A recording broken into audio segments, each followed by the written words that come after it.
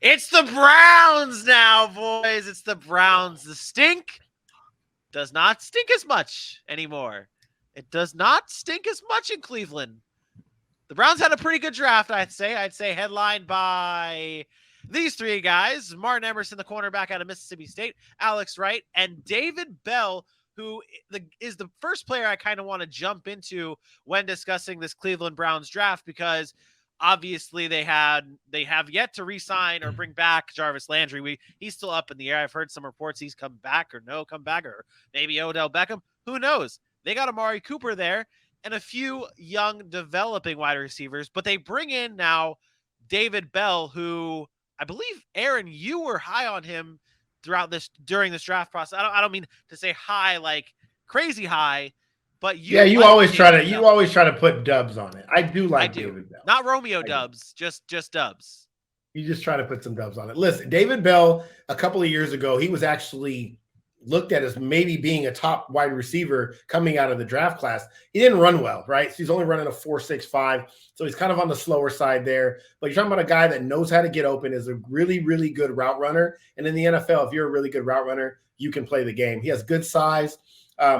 He overpowers and he's physical with DBs. I've always liked that. You can put him inside or outside, and he's going to find spots in zone coverages. Really, really good body control, and he has some ability to create after the catch. So this is a guy who can be really, really good in the NFL. Sometimes some of the details are sloppy, but he was highly productive. I mean, last year we talked about it. He had almost 100 catches, 1,300 yards, and 6 touchdowns. First team this and first team that, all Big Ten. He's been consistently productive his entire time at Purdue, and this is a player, if he gets in the right situation with the Deshaun Watson and great mentor in Amari Cooper, quiet guy, goes about his business, knows how to run routes, and is very unselfish as a player, that could be a really, really good situation to be in. Great running game, good head coach who's coached Justin Jefferson, Adam Thielen, Stephon Diggs. You know what I mean? Like he's coached some good receivers. So just a good spot for him. And I thought that's why I was most impressed about the pick, just where he landed getting him in the 3rd round. I believe that was my highest rated draft choice for them. Giving him an A-. So good for the Browns there. Yep. A- there it was an A- for you there. A for me and AJ on that one. It's pretty solid the rest of the way. I think AJ and I both had them at a 3.2, or I had them at a 3.4. Oh man. Cade York. What can I say about kickers need Cade love. York?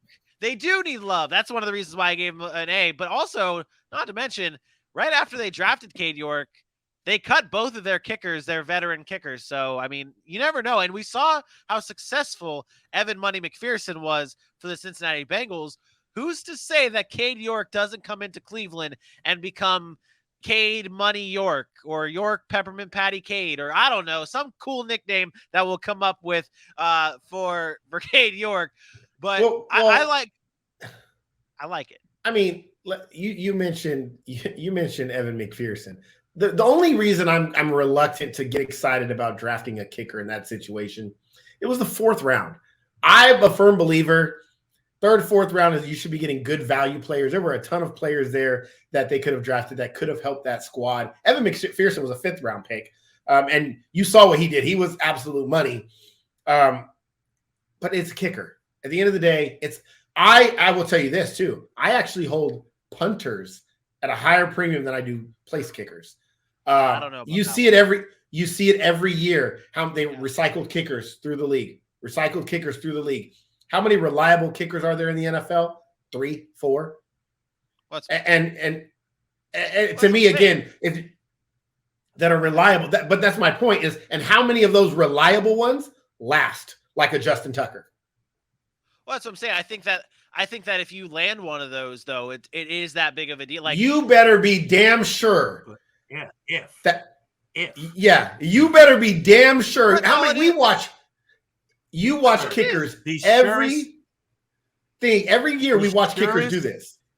The surest kicker in NCAA history went in the 2nd round to the Buccaneers and was out of the league within 2 seasons because he all of a sudden could not kick. Pressure, man. That's what I'm saying. The bar is the 4th round, okay? The bar. Listen, is the 4th as round. Great as Sebastian Janikowski was, and he will never live up to that first round grade that he was drafted in the first round, because kickers miss kicks, and every single kick you miss, you're going to be crucified for taking them. And I'm not saying here in the 4th round that's going to be the case with the Browns kicker. What I'm saying is I thought there's some better value there than a place kicker.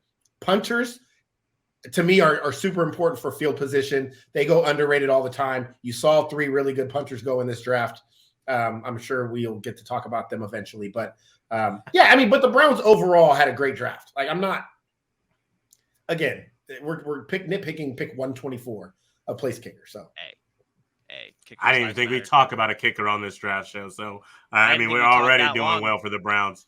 That was long for a kicker. But, AJ, what were your thoughts on this Browns draft? You had their GPA over here at a 3.2. Yeah, you know, like many, I love the David Bell pick. I was also very high on him. I thought they needed another receiver to go along with Amari Cooper with the Jarvis Landry situation not figured out. My big takeaway at the time was I was very confused at their first pick of Martin Emerson. They had so much depth at cornerback in their secondary, and guys that we all give good grades and think can play the position quite well and have had the time to develop in the NFL even through injury.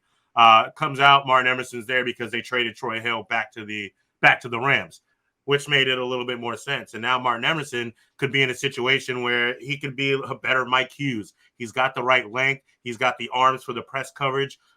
We'll have to develop, you know. And that's the case you think when you get a cornerback in the 3rd round at pick 68. So other than that, for what they had, you know, they gave away everything for Deshaun Watson. You know, they got some needs. They got some depth. And, you know, they got their guy on the other edge of Myles Garrett and Alex Wright. So if he can come in and start making day one production, you're going to look at this draft and say they did a lot with a little. We can't oversight Perrion Winfrey either. It's a good pick. It's a good pick. That does it for our Browns. Mute. You're muted. Uh-oh. They're in the mute, sire. Oh, no. I was just going to touch. He mentioned, you guys mentioned Perrion Winfrey. I think that was the best value for the Browns. Because I believe I had him going a lot higher than where he went. Maybe a little bit of a project. Maybe, you know, there's some technical things he needs to work on there. But overall, I thought getting him in pick 108 in the 4th round was solid values. That was impressive to me. That kind of boosted their score and how they scored in this GPA kind of fight in this division. But again, tight division already. And I thought all teams in this division actually drafted pretty well.